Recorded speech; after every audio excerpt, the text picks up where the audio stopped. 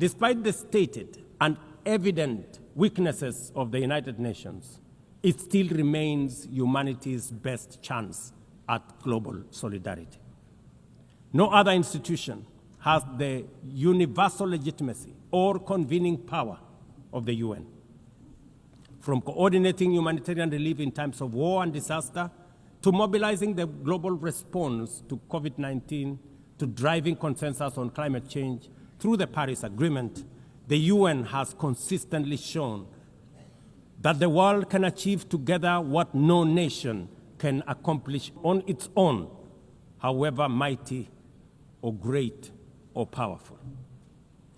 As Dag Hammarskjöld, the UN's second Secretary General, once observed, and I quote, "The United Nations was not created to take humanity to heaven, but to save it from hell."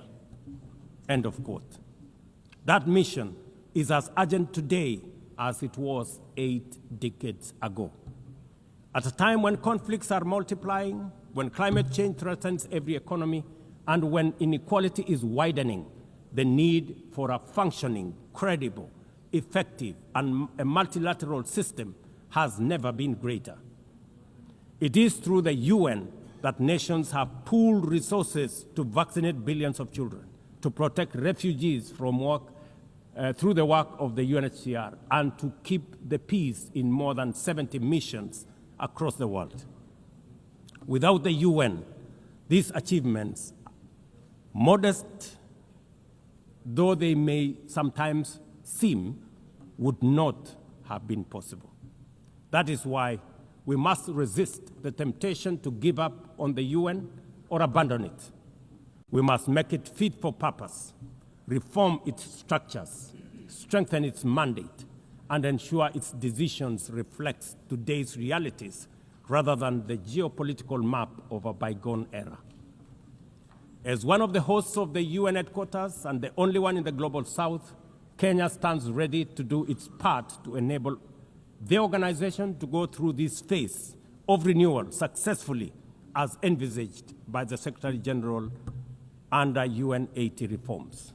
In conclusion, Madam President, ladies and gentlemen, the 80th anniversary of the United Nations must be more than a commemoration. It must be a turning point for the organization.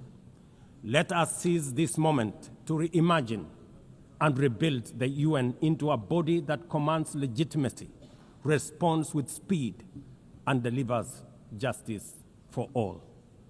I thank you, and God bless you. On behalf of the Assembly, I wish to thank the President of the Republic of Kenya and Commander-in-Chief of the Defense Forces.